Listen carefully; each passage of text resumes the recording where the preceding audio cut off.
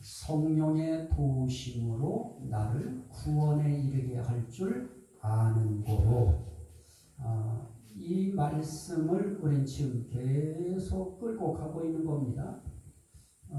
우리 성령께서 하시는 일 가운데 우리 연약함을 도우시는 일, 또 나를 구원에 이르도록 도우시는 일, 이 일을 우리 성령께서 하신다. 그러면 나를 구원에 이르도록 도우시는 성령님을 우리가 믿어야 될까요? 안 믿어야 될까요? 당연히 믿어야지요. 그분의 도우심으로 우리가 구원에 이르고요. 또 기도하는 기도자들에게 있어서는 우리의 기도가 하나님 앞에 참 우리가 연약해서 마땅히 기도할 바를 우리가 알지 못해요. 하지만 성령께서는 어떻게 하십니까? 우리로 하여금 하나님의 깊은 뜻을 성령께서 아시기 때문에 하나님이 원하는 그 기도를 그분이 대신해서 기도를 올려주시기 때문에 사실은 우리 기도가 어설퍼도 걱정할 것도 없습니다. 성령께서 그 기도 받으시면 되는 겁니다.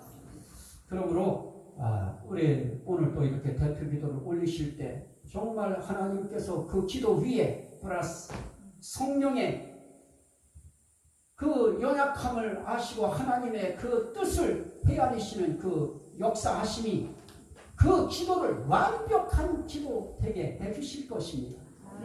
그래서 기도자들에게는 희망이죠. 자, 그래서 오늘 제가 증거하려고 하는 이 말씀은 바로 그 부분입니다. 나를 구원에 이르게 할 줄 아는 거로. 누가? 성령께서. 그러면 나를 구원에 이르게 하시기 위해서 도우시는데 어떻게 도우시느냐?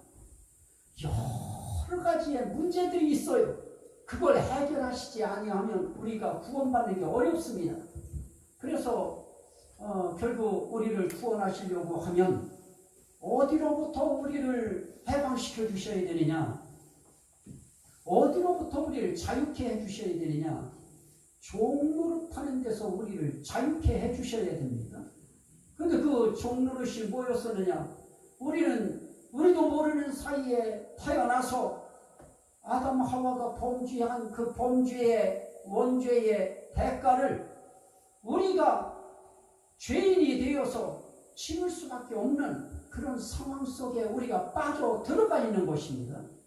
그래서 태어나는 순간 아유 이뻐 착해, 부모들은 그렇게 이야기하고 주변 사람들은 그렇게 볼지 몰라도 위에서 내려다 보실 때에는 또한 죄인이 세상에 태어났도다. 그러면 어떻게 되어집니까? 이제 하나님의 일이 태어나는 데서부터 시작해서 하나님의 일이 시작되어지죠. 하나님의 사랑의 역사가 시작되어지고요. 예수 그리스도의 이 구속의 은혜의 역사가 출발되어지고요. 성령님의 인치시는 적용하시는 역사가 함께 출발되어지는 것입니다. 그래서 우리 예수 믿어라. 그건 예수만 믿는 것이 아닙니다. 삼위일체 하나님 전체를 믿는 것입니다. 성부 하나님을 믿는 것이고 성령 하나님을 믿는 것이고 성자 예수 그리스도 성자 하나님을 믿는 겁니다. 성령을 믿어라. 성령만 믿는 것이 아닙니다. 성부 하나님도 성자 하나님도 함께 믿는 것입니다. 그래서 예수님이 뭐라고 말씀하십니까? 나를 본 자는 아버지를 보았거늘. 그 말씀을 하신 그분이 너희가 나를 믿는 것은 나를 믿는 것이 아니요 나를 보내신 아버지를 믿는 것입니다. 그리고 또 말씀합니다. 나를 믿는 것이 곧 아버지를 믿는 것이요 아버지를 믿는 것이 곧 나를 믿는 것입니다. 그래서 아버지를 믿는 것과 예수 그리스도를 믿는 것, 그거를 이렇게 서로 호환시켰어요. 서로 이렇게 돌아가면서 그 모든 것을 바꿔서 이야기해도 되도록 그렇게 만드셨습니다. 그래서 오늘 우리가 이 성령의 도우심으로 우리가 주는 영이시니 주의 영이 계신 곳에는 자유함이 있느니라 라고 말씀하셨는데, 이 자유함이 있게 하시는 이 성령께서 우리를 죄의 종노릇하는 데서 우리를 자유케 하심으로 우리를 구원에 이르게 하시는 것입니다. 이 은혜가 여러분들에게 함께 하시기를 주의 이름으로 축원합니다. 그러면 우리가 죄의 종노릇 한다고 할 때 대체 우리가 죄의 종노릇을 하는데 어떻게 우리가 죄의 종노릇을 하게 되어지는가? 우리는 이 죄의 종노릇을 이야기할 때도 우리가 한 가지 생각해야 될 부분이 있는데요. 그게 무엇이냐? 오늘 우리가 갈라디아서 4장 8절에 읽었습니다. 너희가 그때에는 하나님을 알지 못하여 본질상 하나님이 아닌 자들에게 종노릇 하였더니, 그러면 우리가 하나님을 알지 못하던 때 그것을 해석하려고 하면 7절까지 올라가야 됩니다. 물론 그 앞절까지 다 올라가야 된다고 하는 뜻이지요.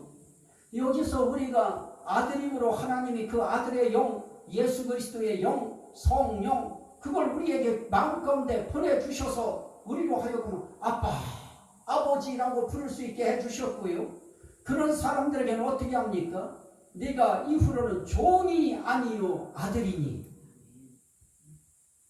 이런 아버지를 아버지라 부를 수 있는 단계에 올려놓았을 때 비로소 우리는 종이 아니고 아들이다.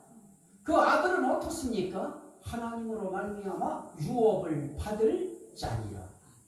이렇게 유업을 받기 전에 우리는 어떻습니까?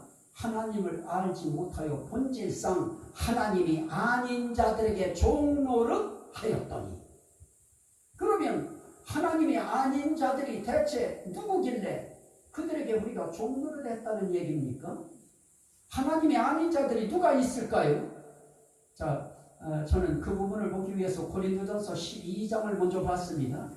고린도전서 12장에 있는 2절 말씀에 보면 이런 말씀이 있습니다. 너희도 알거니와 너희가 이방인으로 있을 때에 말 못하는 우상에게로 그는 그대로 끌려갔느니라. 말도 할 줄 모르는 우상. 우리는 그 우상 앞에, 많이들 우상 앞에 우리 경배들을 해왔습니다. 어디에 경배해요?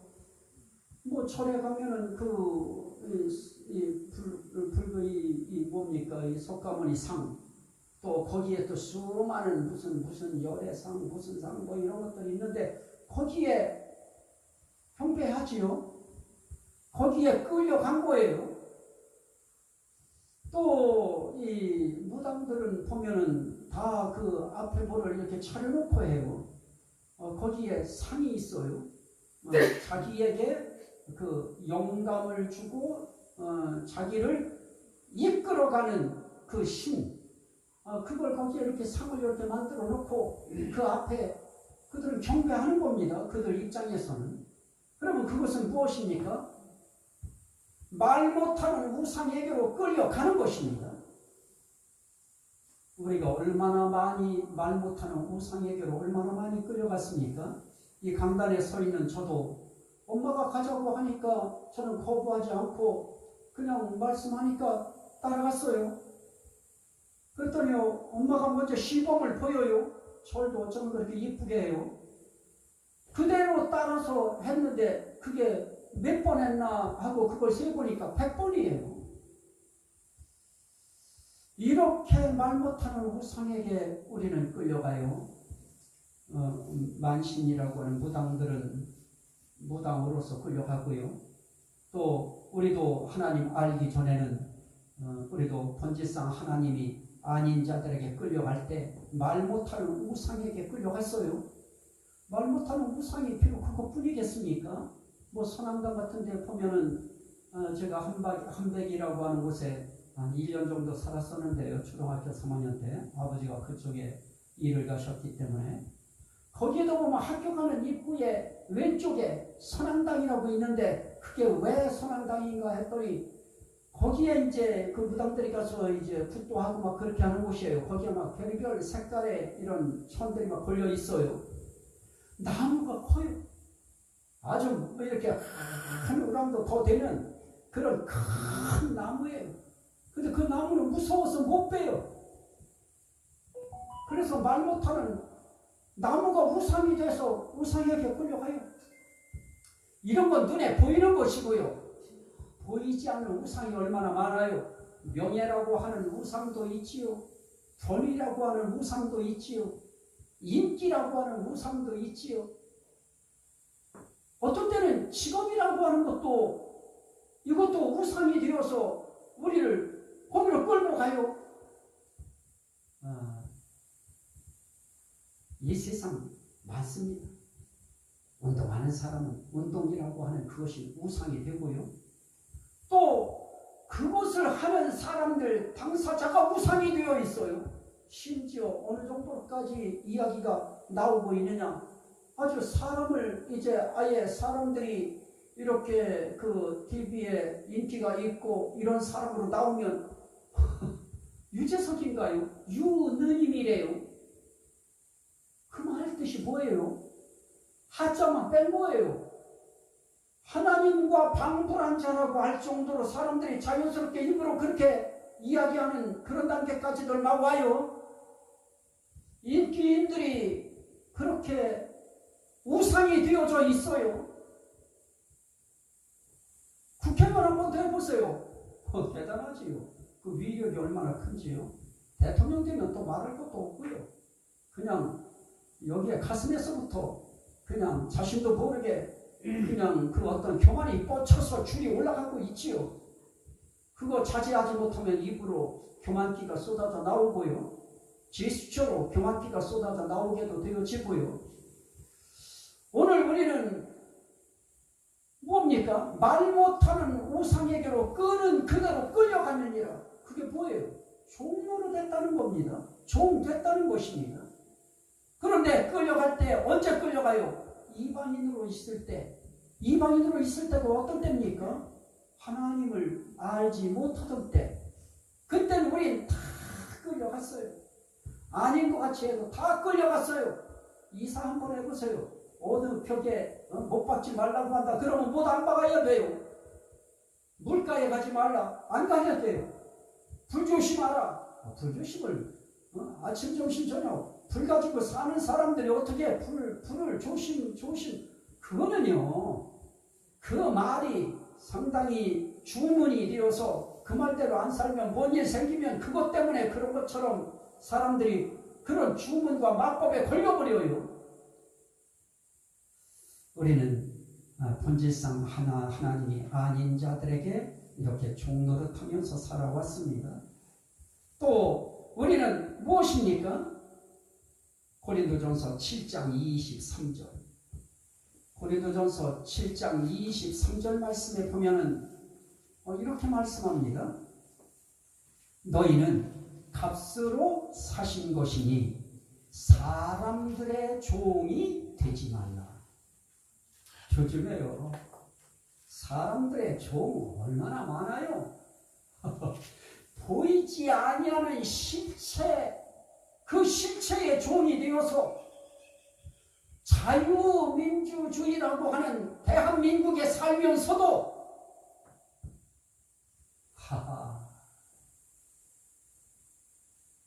북한에서 하는 거와 똑같은 일들을 대한민국에서도 버젓이 해요.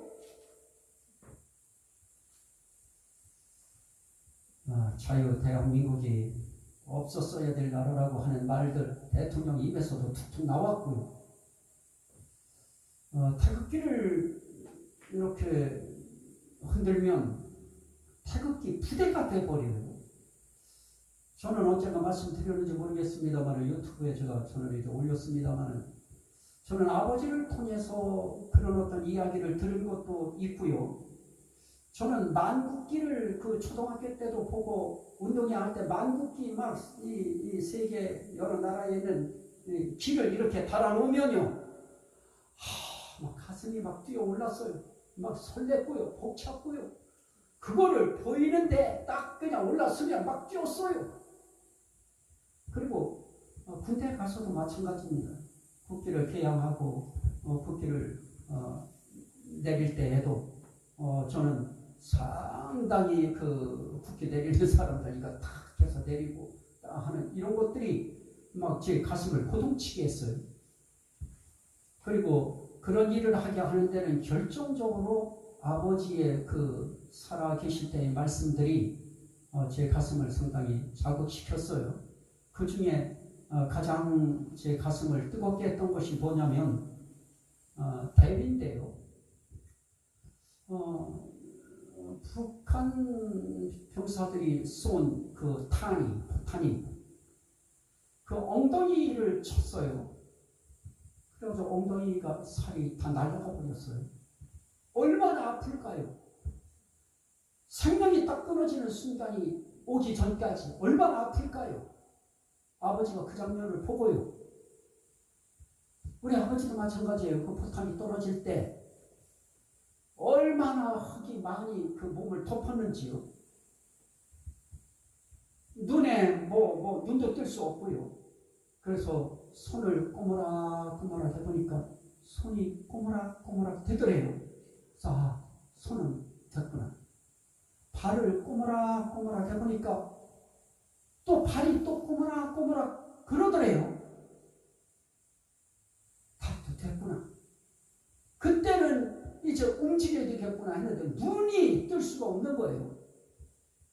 그런 상황이었으니 그 탄에 맞아서 엉덩이 살이 나간 그 사람이 그 옆에 있는 그 나무를 부여잡고 한 손으로는 나무를 부여잡고 한 손으로는 가슴에 있는 태극기를 꺼내서 대한민국 만세. 그리고 숨졌다는 거예요. 그걸 아버지가 보고 그 얘기할 때 우셔. 저는 그 말 들을 때 안 울었는데요. 제가 그것을 되새김질하면서 그 상황을 생각하면서 다시 한번 이야기할 때 저도 목이 메요. 그런 정도의 태극기에 대한 그 사랑, 결국 그것이 국가에 대한 상징인데요. 나는 대한민국에 태어났으니 대한민국 국기를 사랑하는 것이 마땅하다고 하는 그 마음. 그런데도 그렇지 아니한 사람들이 북한에 있는 김정은을 추종하는 사람들은요. 그 말에 의하여 이쪽에서 전부 다 움직여요. 그러다 보면 누구의 종노릇하고 살아요. 그들이 하는 하루의 일과의 모든 것들은 다 거기서 시키는 대로 움직이는 것이지요. 그러면 누구의 종이 돼요? 사람의 종이 되지요. 자, 그뿐인가요? 어쩌면 이렇게 여야로 갈려지고요. 이러다 보면 그냥 무조건이에요. 여가 잘하든 야가 잘하든 관계할 것 없이 그냥 쫙 갈라져 버려요. 이렇게 되어지다 보면 나는 죽어도 박근혜의 사람이다. 나는 죽어도 김대중의 사람이다. 나는 죽어도 이명박의 사람이다. 나는 죽어도 박정희 사람이다.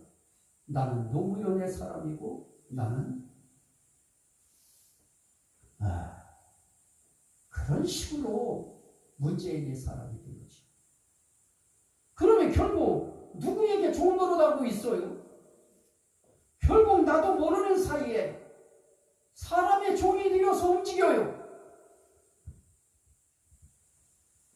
저는 이 가는 데마다 이 강단, 제가 가는 교회들은 이 강단 전부 다 항상 낮췄어요. 이렇게 낮추는 이유 가운데 하나가 옛날에는 과거에는 여기 올라가서 여기 청소하는 자체도요 아무나 못 올라갔어요. 아주 거참 권사님들이 딱 틀어주고요 아무도 못 올라가요. 여기에 본인이나 올라가지. 그리고 여기는 목사님들이 이 자리는 무슨 불가침 지옥처럼 막 신성시해 버렸어요. 난 사실은 제가 조금 더 머리가 좀 좋아서 설교하는 거에 좀 이런 페이퍼가 없이 제가 할 수 있도록 좀 그런 지혜가 있었더라면 저는 이거 싹 없애버리고요. 강단도 필요 없어요. 없애버리고요. 어떤 분은 그냥 강당 위에 올라가서 옛날에 집회한 미국 목사님도 제가 봤는데 제 눈앞에서 하도 이거 신성시하니까 강단을 이 강대상을 그러니까 아예 올라갔어요. 여기 위에. 저는 그렇게까지는 하지 않아도 이 강대상에 종이 되면 안 되지요. 사람의 종이 돼서도 안 되고요. 그러다 보면 사람의 종이 될 때 물론 목회자는 좋겠죠. 그렇게 되어지면 교회에 목사님 그러면 막 여러분들이 그냥 아주 그냥 신 떠받들듯이 그렇게 하면야 물론 마음이야 뭐 조금 거부하는 것보다 좋겠지요. 하지만 그것도 아닙니다. 따라합시다. 아닙니다. 아니에요. 목사가 아무리 훌륭하고 능력 있고 아무리 고등의 권능을 갖고 있어도 그게 종로로 타는 건 아닌 것입니다. 물론 섬기는 거 할 수 있어요. 그거는 예의지요. 질서적 예의고요. 물론 그건 이제 또 이제 말씀이 있으니까 이제 그런 부분들을 이제 하겠습니다만 저는 그래서 그런 부분도 별로 그렇게 크게 생각하지 않아요. 그냥 목회자로서 이렇게 말씀을 증거할 때 성도들인 여러분들이 이 말씀 앞에 이것이 진리라고 할 때는 진리 앞에 여러분들이 아멘으로 여러분들이 몸과 마음을 호응해 주시면 그거로 만족이지요. 뭘 그렇게 그냥 뭐 떠받들듯이 대한민국의 선지자가 예수라고 하는 사람이 100명이었어요. 옛날에. 지금은 더 늘었겠지요. 제 오랜 시절에 벌써 100명이 넘었다고 했는데 지금은 더 많겠지요. 그들 다 어떻게 해요? 유튜브에 보면 전부 다 가마 타고 난리들 났어요. 아주 그냥 신받들듯이. 그리고 지들이 하나님이라고 하고 예수라고 하고 성령이라고 하고 그런데도 거기로들 가요.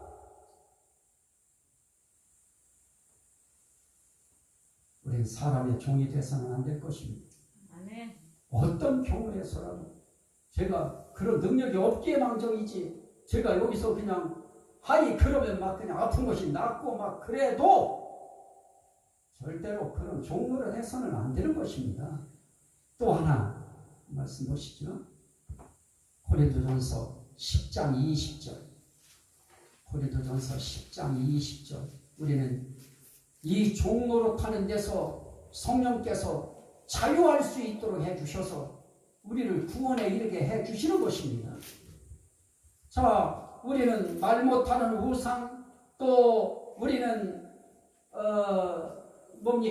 사람들도 선지자 뭐 대단한 선지자 나왔다고 막 그냥 외국으로도 막들 그냥 같이 막 그냥 같이 지난철에 간다고 막들 가기도 하고요. 그리고 그들의 종로로 다 하고 있잖아요. 노예 생활하지요. 지금 보면 못 빠져나와요. 그런 모든 것으로부터 사람의 종된 것으로부터도 성령의 도우심으로 자유함을 얻어야 우리가 진정한 구원에 이르를 수 있고요. 우상으로부터 우리를 종로로 타는 데서부터 우리를 자유케 해주셔야 우리는 구원에 이르를 수 있는 것입니다. 또 한 가지 볼 수 있는 것은 고린도전서 10장 20절입니다. 이거는 우리가 이 세상에 살면서 20절 이거는 저도 이 부모님이 돌아가시고 할머니 돌아가시고 이제 이런 상황에 되어질 때 모든 식구들이 믿는 식구들이 되든가 또 찾아오는 사람들이 위로하겠다고 찾아오는 사람들이 다 기독교인들이면 뭐 문제될 것이 없어요. 그런데 다들 자기 섬기는 마음의 신들이 다 있어서요. 그래서 그들이 어떻게 합니까? 한번 보십시오. 20절에 고린도전서 10장 20절 무릇 이방인이 제사하는 것은 귀신에게 하는 것이요 하나님께 제사하는 것이 아니니 나는 너희가 귀신과 교제하는 자가 되기를 원하지 아니하노라.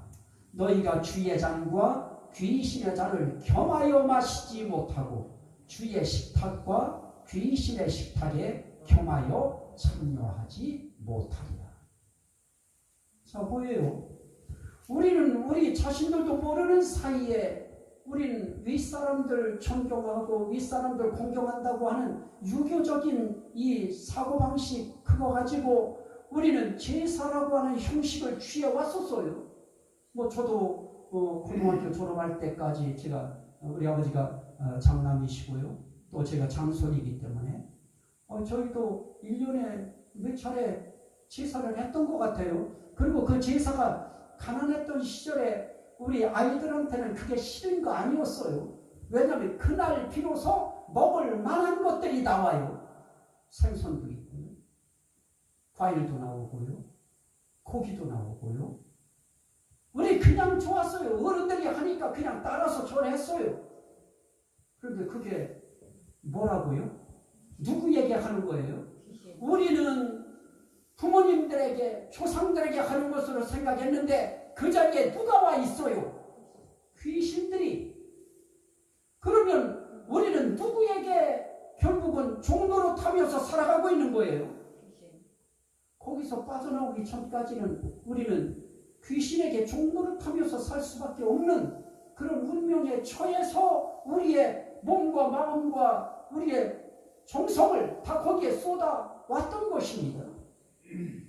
이런 상황에 우리 그리스도인들은 어떻게 우리가 구원에 이르게 되어지는가 라고 할 때 성령께서 우리로 하여금 예수 그리스도께서 그러한 너희를 무엇하게 하려고? 자유롭게 하려고. 한번 보십시오.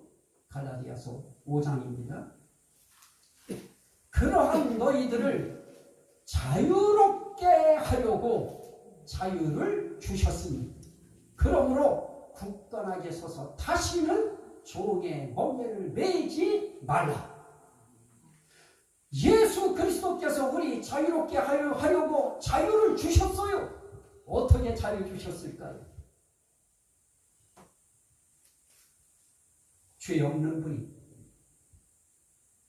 불의한 자를 대신하여 몸으로 죽음으로 그들의 죄를 담당하심으로 죄에 매여 종노릇하는 자들로부터 우리를 자유롭게 해주신 것입니다. 이 사실이 믿어지시면 아멘 합시다. 예수 그리스도께서 우리를 십자가에 달려 돌아가심으로 내 죄를 위하여 내 죄를 담당하시기 위하여 십자가에 달려 돌아가심으로 피를 흘리셨기 때문에 나는 죄사함 받았다. 이게 믿어져야 됩니다. 이 사실을 믿으면 그 순간 삼일째 하나님의 공작에 의하여 우리는 죄에서 자유롭게 되어져요.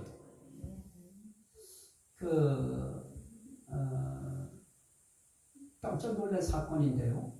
교회에서 피아노 반주하던 처녀였어요. 모르고 그냥 피아노 반주하니까 매주 아유 이쁘다고 그냥 그렇게만 느껴왔죠. 근데 어느 날 부흥회를 딱 하는데 딱 드러났어요, 정체가. 그래서 이 사탄의 이 역사가 다 나타나 버렸어요. 그러기 전에는 몰랐죠. 그런데요, 목사 입장에 얼마나 가슴이 덜컥할까요? 그래서 막 붙잡고 막 기도했어요. 나가라 해도 그때는 안 나가요. 지금은 가만히 잡고만 있어요. 뭐라고 떠들 필요도 없어요. 그냥 잡고 있으면 빠져나가 버려요. 근데 그때는요, 그때까지만 해도 막 기도했어요. 주여, 곧 물리쳐 주옵소서. 예수의 이름으로 막 했어요. 그런데 하나님은 그 소리를 그 시간에 원하셨던 것이 아니고요. 주님, 제가 목표를 잘못했습니다. 이 딸을 제가 잘못했습니다. 용서해 주세요. 저를 용서해 주세요. 그 순간 제 눈에서 눈물이 그 자매의 얼굴에 뚝 떨어졌어. 그 순간 나갔어. 그 순간 나가버렸어. 이렇게 예수 그리스도께서는 십자가에 달려 돌아가심으로 우리가 죄의 종로로 타는 데서부터 우리를 자유롭게 하는 그런 효력을 다 만들어 놓으셨어요. 문제는 무엇입니까? 그렇게 하신 예수 그리스도가 내 죄를 자유롭게 하기 위하여, 죄를 사하기 위하여 그렇게 십자가에 달려 돌아가신 것을 내가 믿습니다. 이거 고백할 때 또 그것을 목회자가 그렇게 여러분들을 위하여 예수님이 십자가에 달려 돌아가신 것을 믿으시면 아멘 합시다. 이렇게 여러분들한테 주문했을 때 여러분들이 아멘 함으로 그 순간 우리는 종로로 타던 상태로부터 하늘에 무엇이 떨어집니까? 너는 자유다. 자유가 선언되어지는 것입니다. 그래서 우리는 이렇게 말 못하는 우상에게 종로로 타던 거, 그리고 귀신에게 종로로 타던 거, 그 다음에 우리는 뭡니까? 알지도 못한 채 이 귀신에게 매여서 종로로 타던 거, 그거 안 하면 죽을 것 같은가 봐요. 그거 안 하면 막 그냥 아무것도 안 한 것 같고 불효자 같은가 봐요. 오늘 우리가 살아가면서 그런 것으로부터 우리를 자유롭게 하려고 예수 그리스도께서 십자가에 달려 돌아가셨다. 이게 중요한 겁니다. 자, 한번 말씀을 한번 보십시오. 히브리서 2장, 이 말씀 보고 오늘 말씀 마칩니다. 히브리서 2장, 히브리서 2장. 요 시간이 정확하고 요 시간이 분명하게 우리가 주님 앞에 우리의 신앙을 고백할 수 있는 기회고 찬스예요. 이렇게 주님 앞에 나와서 예배하는, 고백하는 이 시간들을 우린 정말 놓치면 안 돼요. 자, 히브리서 2장 14절부터 봅니다. 자녀들은 혈과 육에 속하였음에 그도 또한 같은 모양으로, 여기 그는 예수예요. 예수님도 또한 같은 모양으로 혈과 육을 함께 지니심은 죽음을 통하여 죽음의 세력을 잡은 자 곧 마귀를 무엇하시며 멸하시며. 마귀는 멸함받은 거예요. 파멸된 거예요. 멸하시며 또 죽기를 무서워함으로 한평생 매여 종노릇하는 모든 자들을 놓아주려 하시니니. 이렇게 종노릇 했던 저희들을 놓아주시려고, 마귀로부터 놓아주려고, 죄로부터 놓아주려고, 귀신들로부터 놓아주려고 예수님이 십자가에 달려 돌아가셨습니다. 우리 그 은혜 정말 감사하게 생각하고 고맙게 생각하고, 그분 앞에 우리는 남은 세월 어떻게 살아야 될까요? 정말 고맙게 여기면서 살아야 되겠지요. 감사한 마음으로 살아야 되겠지요. 그게 뭡니까? 찾아뵙는 거예요. 그분 앞에 영광 돌리기 위해서 찾아뵙는 거예요. 그게 예수님의 예배예요. 그게 기본적인 거예요. 그거 하자는 거예요.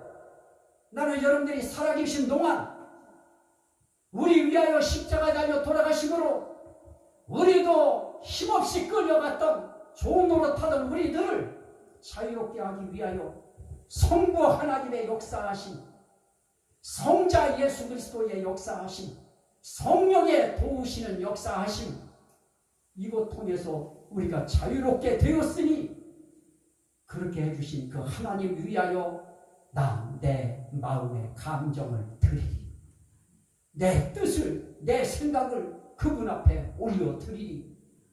이런 마음 가지면 예배 오는 것이 힘들어요, 좋아요? 좋은 정도가 아니지요. 이건 날고 뛸 일이지요. 저는 교회 간다고 할 때 젊은 시절에 집에서 뛰어서 막 달려왔어요. 교회 오고 싶어서. 지금도 내가 한번 달려봐요. 넘어질 것 같아요. 지금은 못 달려요. 지금은 달리면 안 돼요. 넘어지지 않게 조심스럽게 올라오되 마음속에는 감사한 마음으로. 그래서 우리 전도사님 찬양할 때 그 속에 뭐가 있어요? 그리스도의 영, 성령이 그 속에 움직이시잖아요. 그러니 그 찬양이 목사의 마음에 울림을 주고요. 성도들에게 은혜가 되게 하고 하나님이 그를 사역하고 계신 겁니다. 그를 통하여. 또 우리는 거기에 함께 호응해서 하나님 앞에 찬양 올리고요. 이게 하나님 앞에 감사 표현이에요. 이게 찬미의 제사예요. 우리는 그런 제사 드리는 거예요.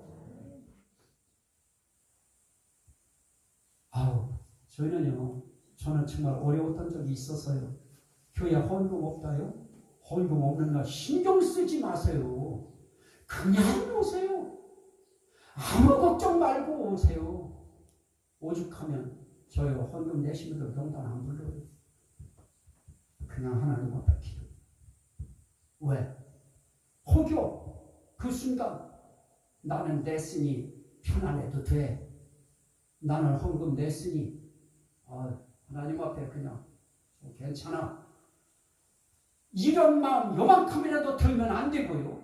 혹여 그 시간에 헌금 없어서 없는 분들이 못 낸 사람들이 헌금 기도할 때 제일 싫은 시간이에요. 왜? 거기에 이거 드려진 심령들 위에 은혜와 복을 주시고 능력을 주시고 이러고 있으면 못 드린 사람들 어쩌라고요? 그래서 그런 거 오죽하면 제가 이거 얘기도 안 하잖아요. 지붕 해고서도 얘기 안 하잖아요. 우리 성도들이 그동안 피땀 흘려서 했던 거 차곡차곡 모아놨던 거 했고요. 또 성도들이 또 드려준 거 하고요. 그렇게 해서 그냥 해결 다 봤어요. 그렇게 가는 거예요. 하나님 앞에 그런 자세예요.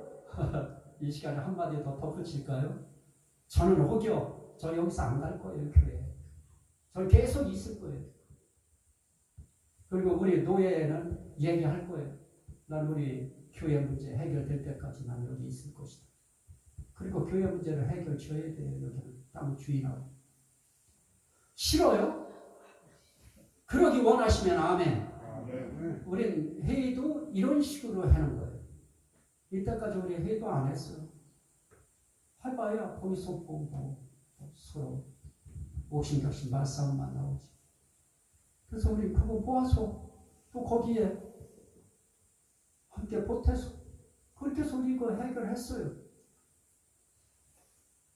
그러면 된 거예요. 이제 비 오는 거 걱정 안 해도 되니까 이제 됐고요. 이제 한 가지 문제가 있어요. 여러분들한테. 목사님 갈 때 돈 달라고 하면 어떻게 하나?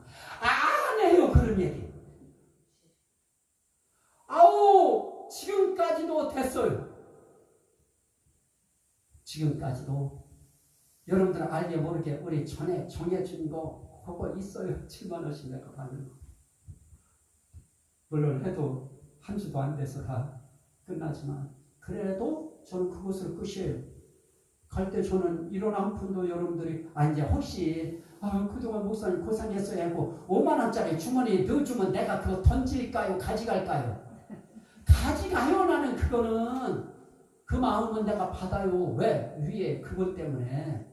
그러나 저 갈 때 여기에서 1원도 안 가져가요. 그리고 재정 차곡차곡 모여서 이제는 와야죠.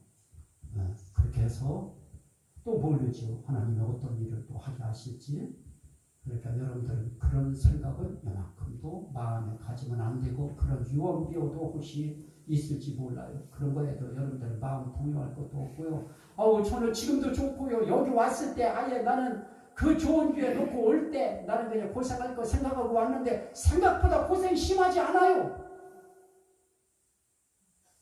여기 나 고생 우리 집사람한테 물어보세요. 우리 집사람 막 고생이 심합니까?